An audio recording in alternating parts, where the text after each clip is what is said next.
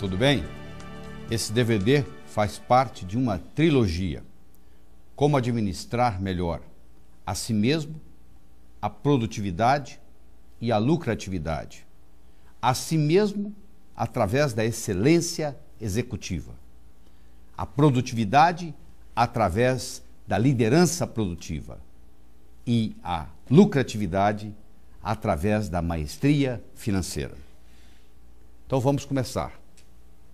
Você acha que é possível alguém aprender mais de 500 palavras em inglês em menos de 3 minutos?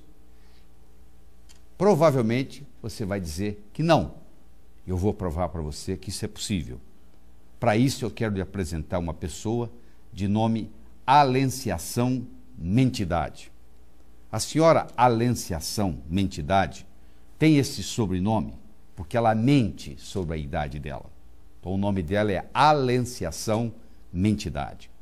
Pois bem, baseado no nome dela, eu vou lhe ensinar mais de 500 palavras em inglês em menos de 3 minutos. Então, primeiro vamos trabalhar com o primeiro nome dela, Alenciação. Então, você pega o nome dela, Alenciação, e você divide em al, em ência e em são. Então, al. Toda palavra que em português terminar em al, em inglês também termina em al. Por exemplo, capital, capital, fatal, fatal, total, total. Você já aprendeu mais de 140 palavras em inglês só com isso. Toda palavra que terminar em al em português também termina em al em inglês. Vamos continuar trabalhando com a senhora Alenciação Mentidade. Alência. Toda palavra que em português terminar em ência, em inglês termina em ence. Por exemplo, obediência, obedience. Mais 100 e poucas palavras. Toda palavra que em português terminar em são, em inglês termina em T-I-O-N.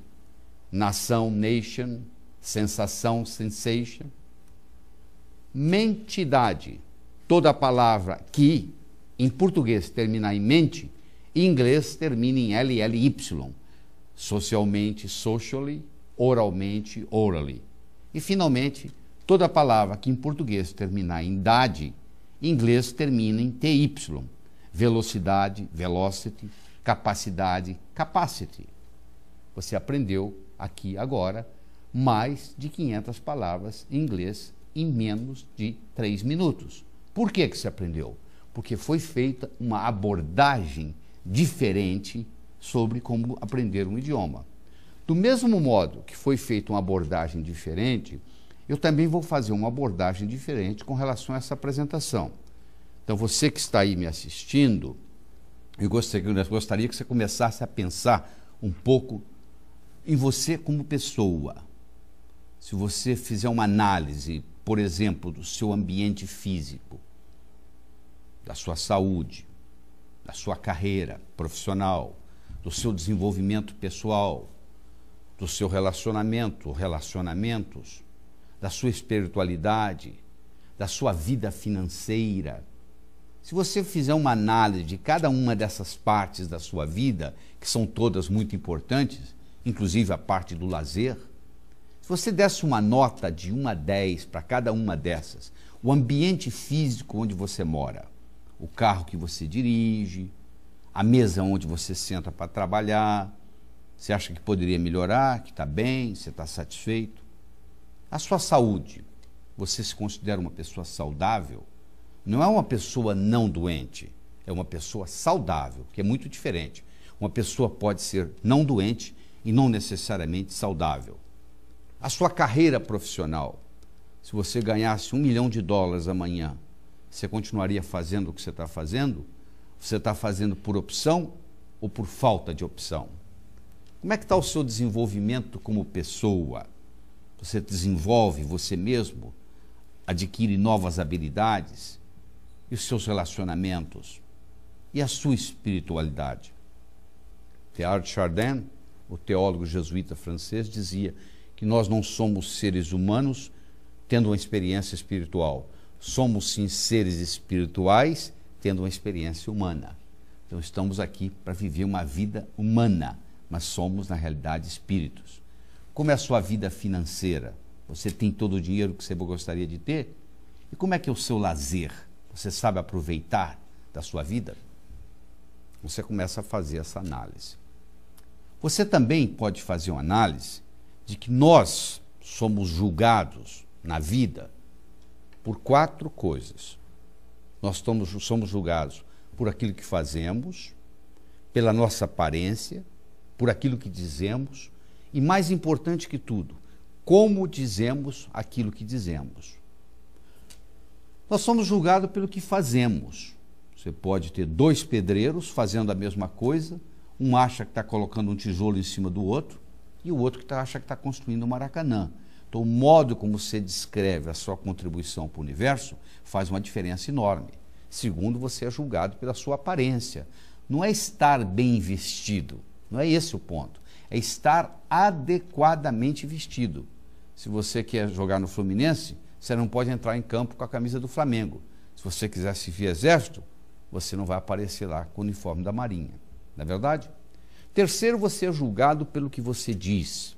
Enquanto você não disse nada, ninguém sabe se você é inteligente ou deixa de ser. No momento que você falou e falou besteira, não tem jeito de você trazer as palavras de volta para sua boca. É verdade? E quarto, mais importante que tudo, não é só o que você diz, é como você diz o que você disse. Eu poderia trazer alguém aqui que usasse o mesmo vocabulário que eu estou usando. A apresentação poderia ser muito melhor ou muito pior, porque não é só o que eu estou dizendo que conta, é como eu estou dizendo o que eu estou dizendo. Você já ouviu dizer que a novela, o autor é mais importante que a novela. Ou você também já ouviu dizer que o cantor é mais importante do que a canção. Se você tem uma canção que você gosta, cantada pelo seu cantor favorito, aquela mesma canção cantada por um cantor que você não gosta, não vai ter o mesmo impacto. Não é verdade? Muito bem. Então vamos continuar aqui. Você tem que descobrir na sua vida um diferencial, porque todo mundo quer melhorar, todo mundo está competindo. Agora, eu quero saber qual é o seu diferencial, qual é o que eu chamo o seu burrinho de carga, o que é importante, em que você vai capitalizar, quais são aquelas suas qualidades que nasceram com você. Você tem que capitalizar no que você é bom, não nos seus pontos fracos. Se você capitalizar nos seus pontos fracos, você vai ficar a vida inteira tentando fortalecer os seus pontos fracos. Agora, se você capitalizar naquilo que você é bom, nisso você vai se destacar. Então você vai nos dizer agora, pensando aí, assistindo esse DVD, se você pudesse descrever 5 qualidades a seu respeito, quais seriam? Porque você só vai mudar, você só vai modificar se você capitalizar dessas qualidades. E a tendência nossa é estar sempre num processo de crescimento. Eu nunca encontrei ninguém que viesse ao meu curso e dissesse: doutor Lair, eu estou aqui porque eu sou bom demais e quero piorar um pouco. Sempre as pessoas querem melhorar. Então eu vou dar um modelo para você de mudança. Eu vou dar para você aqui o alfa, o beta, o gama, o delta e o novo alfa. Vamos estudar isso. O que é alfa? Alfa, quando você está bem, está tudo funcionando bem na sua vida. Então você está em alfa. Não tem nada a ver com as ondas cerebrais. Isso é uma classificação de estágios de mudança. Então está tudo bem na sua vida, você não quer nem mudar, você está na sua zona de conforto. Aí ocorre na sua vida uma dissonância. O que é uma dissonância? Ocorre uma coisa inesperada. Alguma coisa que não lhe incomodava, não estava lhe incomodando, porque não existia, e de repente passou a lhe incomodar. Então isso é o beta da história. É o problema que surge e cria em você uma dissonância. Por exemplo, diz que um grupo de mulheres nuas estavam se banhando no rio e um indivíduo estava lá olhando, esperando que elas saíssem do rio para que ele pudesse vê-las nuas, porque elas estavam dentro d'água. E nunca elas saíam. E de repente uma delas vira e avista esse indivíduo olhando para elas. e conta para as outras, e todas elas em direção ao indivíduo, e diz, ó, se você está pensando que nós vamos sair dessa água para você nos ver nuas, você está muito enganado. Nós vamos ficar aqui o tempo que for preciso. E o indivíduo olha para elas e diz, não, eu não estou aqui querendo ver vocês nuas. Eu vim apenas aqui alimentar o jacaré que vive aí. Na mesma hora elas saíram correndo. Ou na hora que falou o jacaré que vive aí, criou-se uma dissonância. Então, quando acontece alguma coisa, você perde um parente, um ente querido, há um divórcio, há um problema na família, ou quem sabe você perde o emprego, aí você entra em dissonância, você entra nesse processo beta. E quando ocorre essa dissonância, isso é um estímulo para você mudar, não é verdade? No momento que ocorreu a dissonância, esse é o beta. Aí, em geral, o que acontece durante os problemas é que as pessoas entram em depressão, as pessoas regridem. Quando Katrina destruiu New Orleans, você ia depois lá, o que acontecia? As pessoas regrediram, como se estivesse vivendo num país de terceiro mundo. Quando nós temos um trauma, como nós temos um problema mais sério, a tendência durante aquele período é regredir. Nós vamos para o alfa, beta, gama. A gente pensa que não tem saída, o sujeito perdeu o emprego e fala, não tem mais jeito, eu não vou conseguir arrumar mais nada, porque eu perdi o emprego. Aí ele começa a pensar que muitas outras pessoas também perderam o emprego e se recuperaram. E quem sabe ele pode até ser um empresário, ele pode até fazer desse problema uma oportunidade, não é verdade? Porque as oportunidades, nós descobrimos essas oportunidades na vida de dois modos. Ou nós buscamos as oportunidades, ou elas vêm até nós. Só que quando elas vêm até nós, elas vêm e se apresentam na forma de um problema. Então, por trás de um problema, sempre existe uma oportunidade nos esperando. Então, nós trabalhamos com esse processo, achando que não tem saída, e de repente, nós começamos a ver uma luz no túnel vindo, e não é um trem vindo em direção oposta. Então, nós começamos a ter um insight. E com isso nós vamos para um novo patamar. E quando chegamos a esse novo patamar chama-se novo alfa. E aí fazemos isso. Só que para nós fazermos uma mudança de um patamar para outro, várias coisas são necessárias, condições sine qua non para a mudança. Primeiro nós temos que ter um potencial. E isso eu tenho certeza que você tem. Você que está aí me assistindo, você tem esse potencial. Porque Sócrates dizia que o homem preguiçoso é aquele que poderia ser melhor empregado. E de acordo com a definição de Sócrates, todos nós somos preguiçosos, porque não usamos a nossa capacidade cerebral, não usamos nem 5% da nossa capacidade mental. Então você tem o potencial para fazer essa mudança. Segundo, você tem que estar resolvendo os problemas desse patamar. Não adianta nada você almejar um patamar mais alto se você não está conseguindo resolver os problemas deste patamar. Você tem que ter a solução para isso. Terceiro, tem que surgir uma certa dissonância, ou externa ou interna.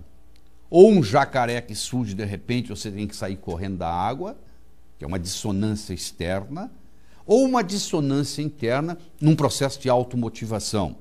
Você então se propõe a encontrar um novo caminho. Novos insights surgem e no momento que você começa o processo de mudança, claro que vão surgir barreiras.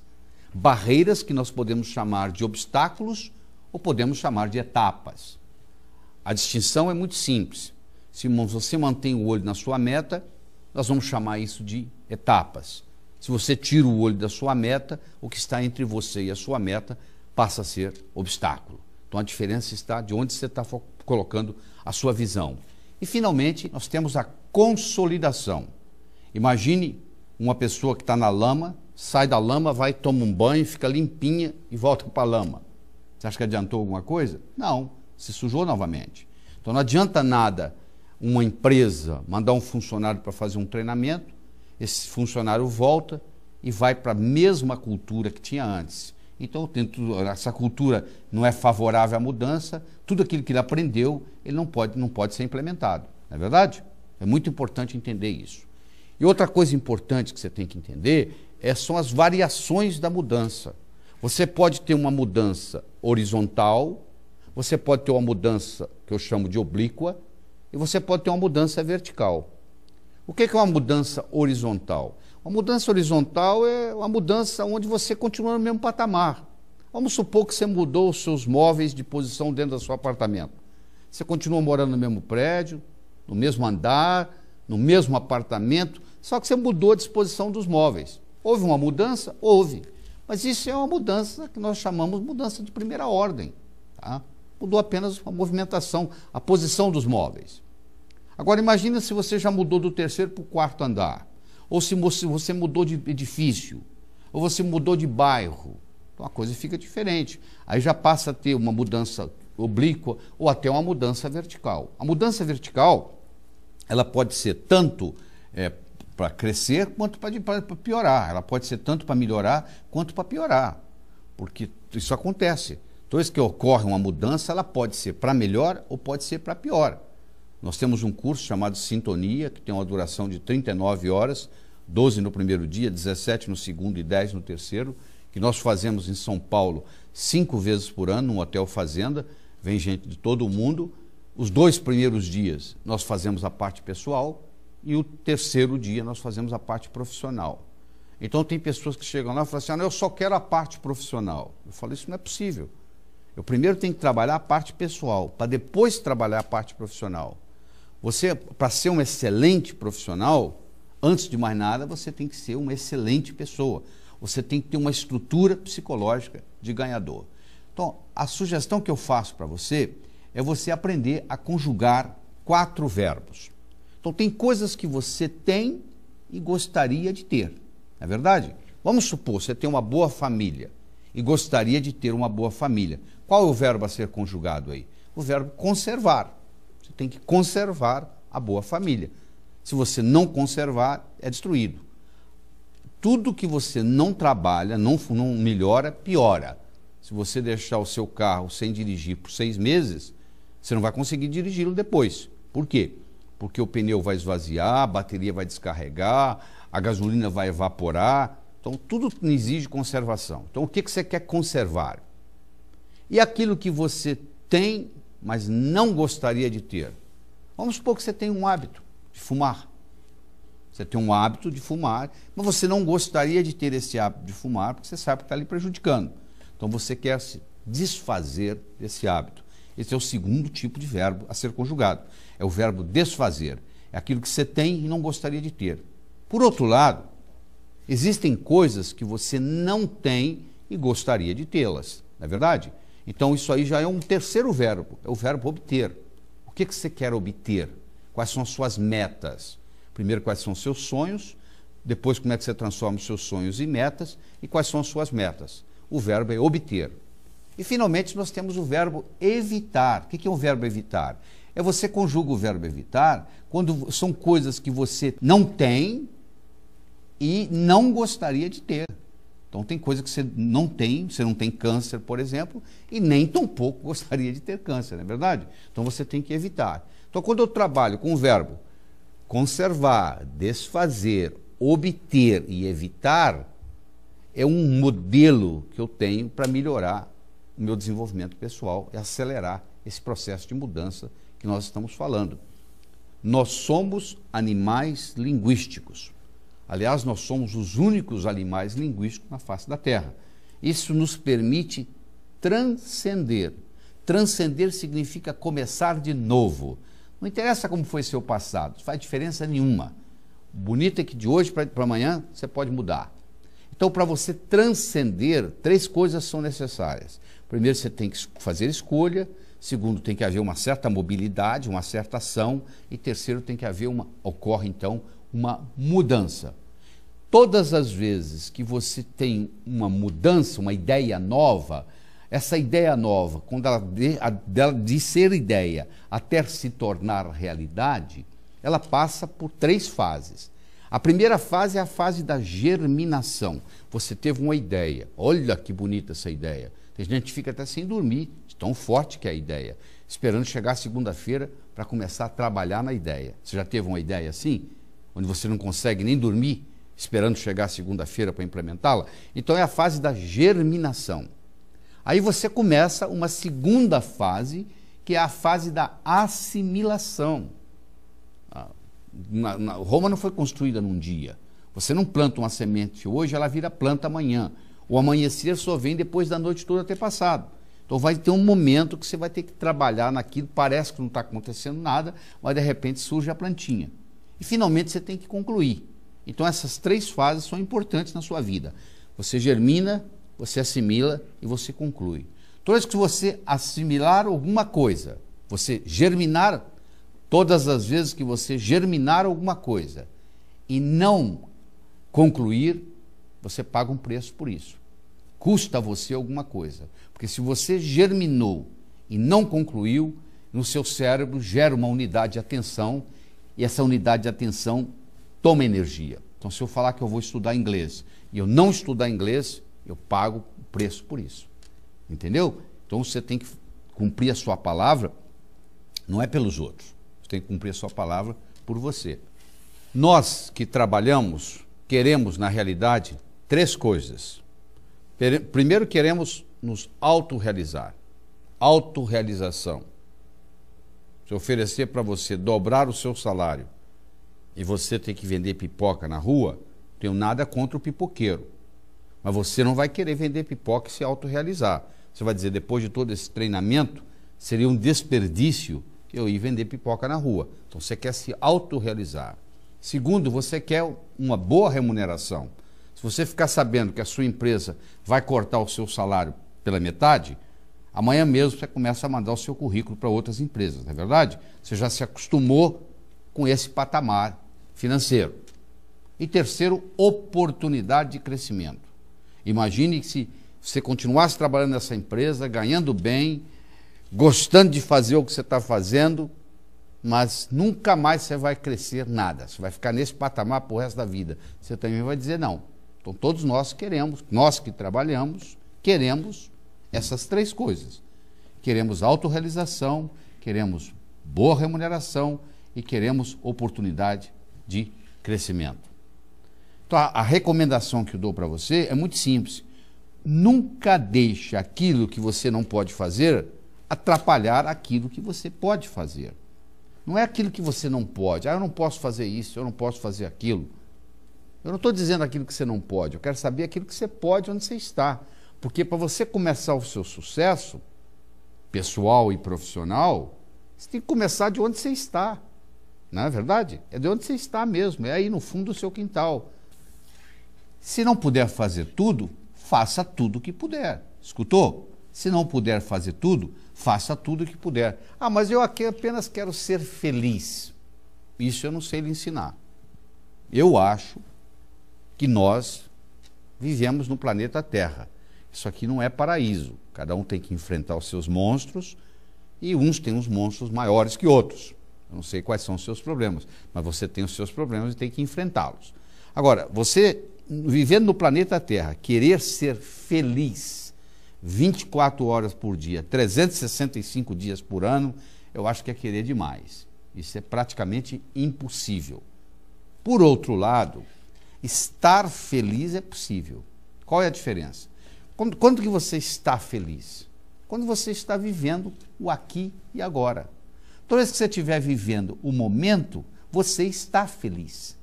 No momento que você começou a pensar no que aconteceu ontem, ou começou a se preocupar com o que vai acontecer amanhã, aí você sai do momento. Aí a sua felicidade também desaparece. Você só consegue ser feliz vivendo o momento. O melhor conselho que você pode dar a alguém é fazer uma pergunta. Esse é o melhor conselho que existe. Por quê? Quando você faz uma pergunta, você força o seu cérebro a pensar diferente. Então eu tenho aqui 3 perguntas importantes para fazer para você aqui. A primeira pergunta é de onde você está saindo. Você liga para mim e fala, como é que eu chego aí? A primeira coisa que eu vou perguntar para você é o seguinte, de onde você está saindo? Na vida é a mesma coisa. Para você ir a qualquer lugar, você tem que saber de onde você está saindo. O de onde você está saindo aqui é o seu potencial. Qual é o seu potencial? Quais são as suas qualidades? Segundo, para onde eu estou indo, ou seja, qual é a minha meta. Eu tenho uma meta de chegada, onde que eu quero ir, onde que eu quero chegar. E terceiro é como que eu chego lá, são e salvo. Para você fazer isto, o órgão que vai lhe ajudar é o cérebro. Esse órgão que pesa 2% do peso do corpo, e apesar de ser apenas 2% do peso do corpo, consome 20 a 25% do oxigênio que você respira. Então eu gostaria de fazer uma analogia aqui entre o cérebro e meios de transporte. Eu vou ter um carro, um avião e um helicóptero. Então vamos começar com o carro. Imagine você dirigindo um carro. Você consegue ver o detalhe da estrada, mas você não consegue ver o que está atrás do morro, não é verdade? Não é assim? Você está dirigindo, você olha lá a estrada, mas se tiver um incêndio atrás do morro, você não consegue ver. Imagine agora você pilotando um avião. Você consegue ver o incêndio atrás do morro, mas você não consegue ver o detalhe da estrada, verdade? Agora imagine-se num helicóptero. Você tanto consegue ver o que está atrás do morro, quanto a qualquer momento você pode ver o detalhe da estrada. Agora eu vou fazer uma analogia entre o cérebro e o carro, e o avião e o helicóptero. Tem gente que pensa como carro, tem gente que pensa como avião, e 5% ou menos da população no mundo pensa como helicóptero. O que é pensar como um carro? É você ser bom no operacional do dia a dia, mas ter dificuldade de fazer planejamento a longo prazo. O que é você pensar como um avião? É você ter dificuldade em ver o detalhe do dia a dia, mas ter uma visão a longo prazo. O que é pensar como um helicóptero? É tanto você ter a capacidade de ver a situação do dia a dia, quanto a longo prazo. Como eu disse, somente 5% ou menos da população do mundo pensa como helicóptero. Então eu gostaria que você decidisse nesse momento se você é mais um carro ou mais um avião. Não tem um melhor do que o outro, não tem um mais inteligente que o outro. Então, mas você precisa saber se você é mais aquele tipo de indivíduo que gosta do operacional e gosta de deixar o planejamento para outros, ou você é o tipo de pessoa que gosta de fazer o planejamento a longo prazo e gosta de deixar o operacional para outros. No momento que você decide se o seu cérebro pensa mais como um carro ou mais como um avião, você agora vai ter que decidir o seguinte: se você quiser ser mais bem-sucedido, você vai ter que ter pessoas que complementem você. Se você é do tipo carro, você vai fazer sociedade ou contratar alguém do tipo avião. Aí o carro mais o avião juntos vão fazer o helicóptero. Se você é do tipo helicóptero, eu já recomendo você a contratar alguém que é do tipo carro, para poder fazer o processo. Então, essa história de você entender como que o seu cérebro funciona, se ele é mais esquerdo ou ele é mais direito, o esquerdo é o mais detalhista, o direito é o mais global, o esquerdo vê a árvore, mas não vê a floresta, o direito vê a floresta, mas não vê a árvore. Então, o ideal, claro, seria um equilíbrio, que a maioria não tem. Então, você tem que ver qual a sua predominância. E, a partir daí, você começa, então, a trabalhar com mais eficácia no processo. Além disso, tem a parte psicológica, tem a sua autoimagem. O seu desempenho, tanto pessoal quanto profissional, nunca será maior do que a sua autoimagem. A sua autoimagem, a nossa autoimagem, ela foi formada através dos anos. Então, nos primeiros 7 anos de vida, nós tínhamos cognição, mas não sabíamos que tínhamos cognição, ou seja, nós estávamos conscientes, mas não estávamos conscientes que estávamos conscientes. Os primeiros 7 anos você absorve tudo aquilo, a sua religião, o seu nome. 99% das pessoas têm a mesma religião dos seus pais. Dos 7 aos 14, nós passamos por um processo de modelação. Não é o que os seus pais falam, mas o que eles fazem. É a fase de modelação. Você tem um ditado muito bonito que diz assim, ó, a palavra convence, o exemplo arrasta. Então, dos 7 aos 14, as crianças vão absorver não o que os pais estão falando, mas o que estão fazendo. Se a mãe diz para o filho que ele não pode mentir, mas ele pega ela mentindo para a vizinha, então ele chega à conclusão que mentira é válida. Entendeu? E terceiro, a fase da socialização, que vai dos 14 aos 21 anos. você tem adolescentes, eu já fui pai de adolescente, mãe de adolescente, você sabe o que eu estou falando. E com 21 anos, teoricamente, essa autoimagem está formada. Infelizmente, ela não é formada perfeita. Nós temos problemas nessa evolução.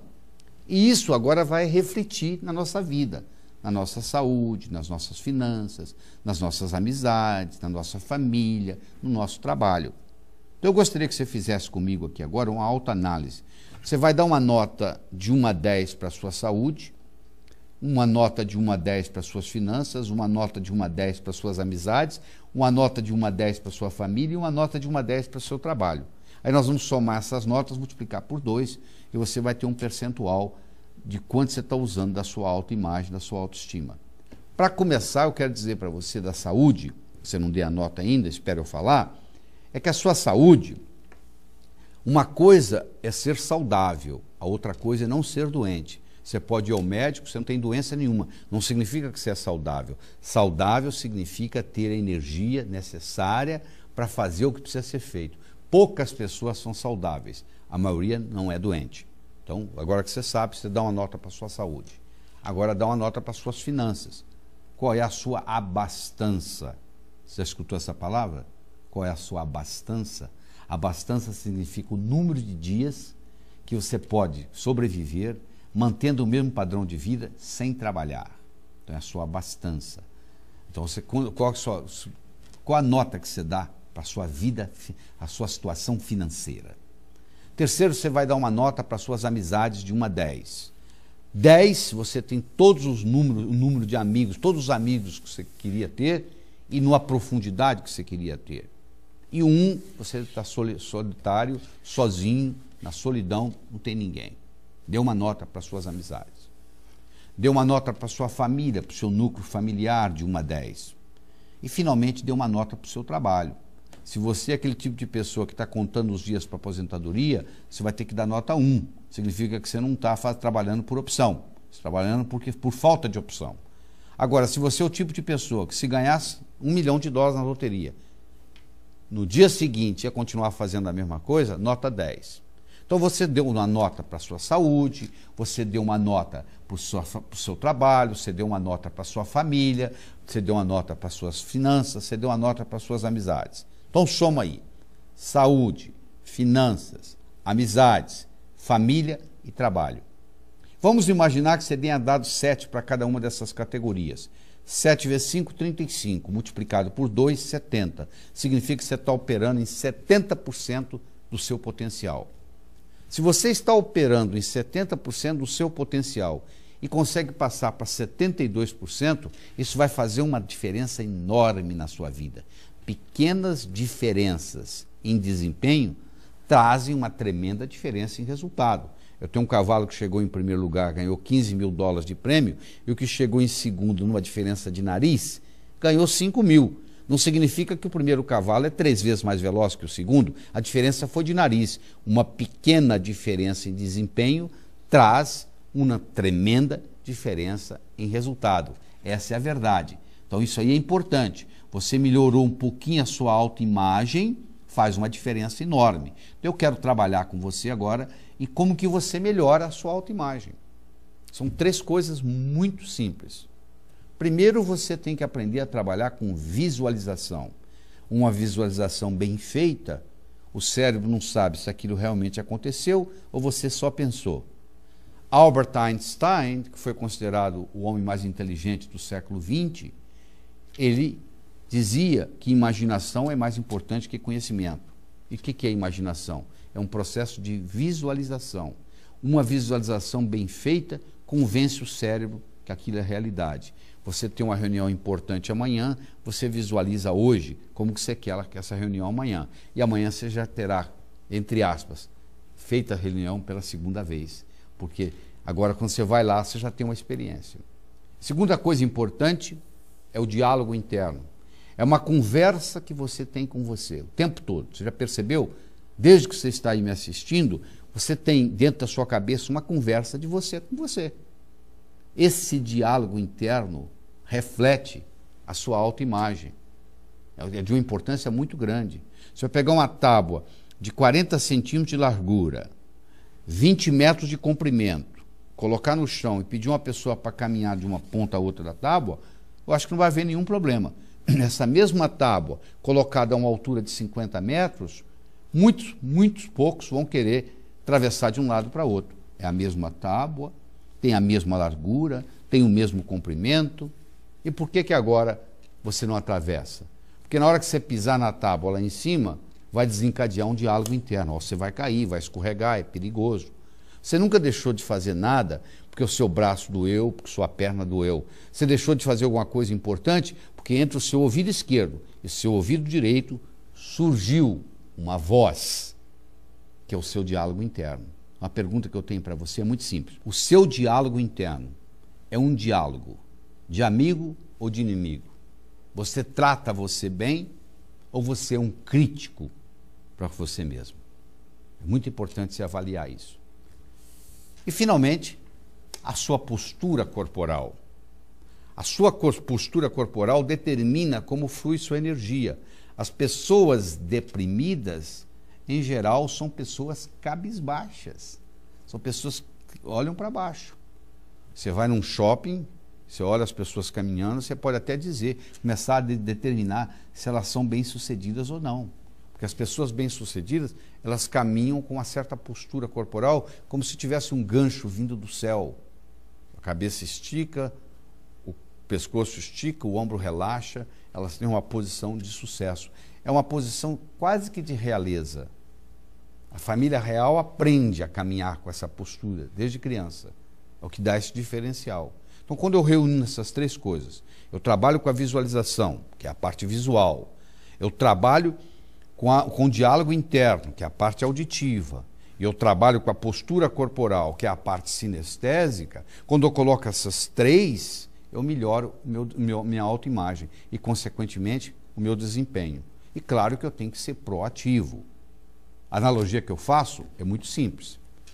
Compare um termômetro com o termostato. O que o termômetro faz? O termômetro mede a temperatura. Você coloca o termômetro no meio ambiente, o termômetro vai dizer que temperatura que está ali, não é verdade? Isso é o termômetro. Agora, o termostato, não, o termostato é diferente. O termostato muda a temperatura. Se eu vou num ar-condicionado e coloco 21 graus Celsius, em poucos minutos, em poucas horas, aquele ambiente vai se tornar 21 graus Celsius, independente do que está lá fora. Então, olha que diferença. O termômetro mede, o termostato muda. Então, o indivíduo proativo, ele muda a circunstância. Enquanto que o indivíduo reativo, ele se adapta à circunstância. Ele encontra as circunstâncias e vive dependendo das circunstâncias. Então, as pessoas bem-sucedidas, que sabem administrar a si mesmas, são pessoas proativas. Então, você tem que perguntar o seguinte: como que eu posso ser mais proativo no meu dia a dia? E a última parte que eu quero discutir com você neste DVD, que faz parte de uma trilogia, nós estamos discutindo aqui como administrar melhor a si mesmo, depois nós vamos falar da produtividade e depois, finalmente, nós vamos falar da lucratividade, todos os três são importantes, mas a última coisa que eu quero falar aqui, eu quero falar sobre o tempo. Então, você imagina uma ampulheta, que é um relógio de areia, e eu quero que você imagine, tem areia que ainda não caiu, a areia que está caindo é a areia que já caiu. A areia que já caiu representa o passado, a areia que está caindo representa o presente, e a areia que ainda não caiu representa o futuro. É fácil você entender que o passado cria o presente e o presente cria o futuro, o que é verdade. Mas também é verdadeiro que o futuro cria o presente e o presente recria o passado. Einstein provou que o tempo não é linear. Então, quando eu crio uma meta para o futuro, não é só atingi-la ou não. O fato de eu criar uma meta faz o meu presente ficar mais interessante.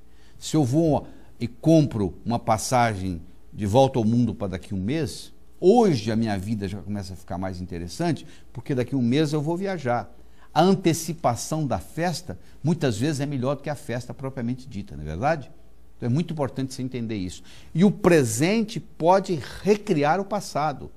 Não o que aconteceu, mas a interpretação do que aconteceu. Se eu faço uma reinterpretação do que aconteceu, eu mudo a emoção. Porque a emoção não vive no fenômeno. A emoção vive na explicação do fenômeno. Então é muito importante você entender esse aspecto e saber gerenciar tudo isso. Então é isso. O passado cria o presente cria o futuro. O futuro também cria o presente recria o passado. Essa informação é fundamental. Outra coisa importante, antes que a gente termine isso, é você saber fazer escolhas. Eu vou ensinar para você aqui 4 escolhas fundamentais, escolhas básicas. A primeira, eu escolho ser a força criadora na minha vida. O que significa isso? Ser a força criadora na sua vida. Significa que tudo aquilo que acontecer de bom com você, você é responsável. Mas tudo aquilo que acontecer de ruim com você, você também é responsável. A maioria faz o quê? Quando acontece uma coisa boa, meu crédito, eu fiz isso. Agora, quando acontece uma coisa ruim, isso não é coisa minha, não tem nada a ver comigo. Entendeu? Eu estava passeando na rua, caiu um câncer na minha cabeça. Não, você também é responsável por esse câncer. Como? Talvez o modo como você viveu, os pensamentos que você teve, o estresse que você teve no corpo, a sua alimentação, os abusos, os vícios que você teve. Tudo isso causou. Então você é responsável. Se você ajudou a criar, você pode ajudar a destruir. O que você não pode é fazer essa dicotomia. As coisas boas eu sou responsável e as coisas ruins não tem nada a ver comigo. Então eu sou a força criadora da minha vida. Segundo, eu sou saudável. Eu sou saudável fisicamente, mentalmente, emocionalmente e espiritualmente.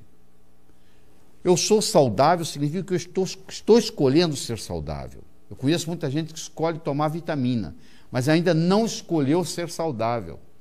Eu não estou comprometido com a vitamina, eu estou comprometido com a minha saúde. Tem dia que eu olho no vidro de vitamina e o meu corpo diz, hoje não, porque ele tem uma sabedoria que eu respeito. Se eu tivesse comprometido com a vitamina, eu ia tomar vitamina, independente do que o corpo está dizendo sim ou não. Então, ser saudável, escolher ser saudável é muito importante. Terceiro, eu sou sincero comigo mesmo. Quando eu digo sim é sim, quando eu digo não é não. Então, esse que você diz sim e gostaria de dizer não, um pedacinho de você morre. Mas como que eu vou dizer não para as pessoas? Dizendo. Porque se você está dizendo sim e gostaria de dizer não, você na realidade não está vivendo a sua vida, você está vivendo a vida dos outros.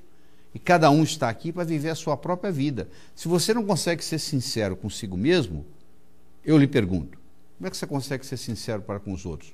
Isso é impossível. Toda sinceridade começa com a sinceridade para si mesmo. Verdade? E finalmente, eu escolho ser livre. Significa que eu sou livre, que você é livre. Significa que o que você pensa a meu respeito não é meu problema, é seu. Você pode pensar o que você quiser. Eu não tenho controle sobre o que você está pensando. Eu tenho liberdade de pensar o que eu quero, como você tem liberdade de pensar o que você quer. Então, eu sou a força criadora da minha vida, eu sou saudável fisicamente, mentalmente, emocionalmente, espiritualmente, eu sou sincero comigo mesmo e eu sou livre. São as 4 escolhas fundamentais, escolhas básicas, fundamentais. E outra coisa importante que eu quero discutir com você aqui é a diferença entre finalidade e metas. Então vamos lá. Se eu estou em Nova York e resolvo ir para Chicago, é uma meta. Se eu estou em Chicago e resolvo ir para Los Angeles, é uma meta. Agora, se eu estou em Nova York e resolvo viajar ao oeste, quando eu chego em Chicago tem oeste, quando eu chego em Los Angeles tem oeste, quando eu chego em Honolulu, no Havaí, tem oeste, quando eu chego em Sydney, na Austrália, tem oeste. Como a Terra é redonda, eu vou continuar rodando. Eu nunca vou chegar ao oeste. Então é mais ou menos assim. Finalidade é uma coisa que você não chega. Se você está vivo, é porque você está cumprindo a sua finalidade de vida. A maioria nasce, vive, morre e não sente o que é essa finalidade. Não é capaz de perceber o que é essa finalidade. Então, uma coisa interessante que eu recomendo é você, durante um período, antes de dormir, questionar para você mesmo. Qual é a minha finalidade de vida? Há 25 anos atrás, eu consegui essa resposta. A minha finalidade de vida é transformar as pessoas de uma forma alegre e poderosa, com amor e sabedoria. Quando eu passei a vivenciar no meu dia a dia isso, várias coisas espetaculares ocorrem. Primeiro, o seu universo físico conspira a seu favor. Segunda-feira passa a ser o melhor dia da semana. Você passa a ter mais energia. Você passa por um processo de rejuvenescimento. E você aí está disposto a realizar seus sonhos e suas metas. Sonho é quando você não tem ainda uma data. Meta é quando você colocou uma data. Então, tudo aquilo que você colocou na categoria de algum dia, provavelmente não vai acontecer, porque é um sonho. Uma meta não, uma meta ela é positiva, ela é objetiva, ela é datada, ela é específica, ela é significativa, ela é ecológica, ela é comensurável, ela é realista, ela é equilibrada, ela é recordada, ela tem que ser recordada todos os dias. Deu para você entender? Então, aí tem muita coisa para se trabalhar. Claro que nessa apresentação aqui, de pouco menos de 1 hora, eu não vou conseguir passar tudo para você, mas a minha finalidade aqui não é trazer uma samambaia, e sim uma semente de carvalho. Então eu estou colocando na sua mente ideias, sementes, que vão crescer e dar frutos. Então eu espero que você talvez tenha que assistir esse DVD de novo para poder captar essas ideias. Nós estamos chegando ao final. Eu quero terminar com uma história. História essa que você vai encontrar no meu livro Sucesso Não Ocorre Por Acaso, o primeiro dos 29 livros que eu escrevi até hoje. É o meu carro-chefe até hoje. Ele está lançado em mais de 40 países, em 9 idiomas. Teve na lista dos mais vendidos 3 anos e meio e ficou em primeiro lugar 55 semanas. E esse livro termina com essa história que eu vou lhe contar agora. Era uma vez, numa pequena ilha da Grécia, vivia um sábio famoso, porque até aquele dia, todas as perguntas feitas a ele soube a resposta. 2 adolescentes conversando, um diz para o outro: eu acho que eu sei como eu vou enganar esse sábio. Eu vou esconder um passarinho nas minhas mãos, vou levar até ele e vou perguntar se está vivo ou morto. Se ele falar vivo, eu vou espremer e deixar cair morto nos pés dele. Se ele falar morto, eu vou abrir as mãos e deixar o passarinho voar. Não interessa o que ele responder, ele vai errar.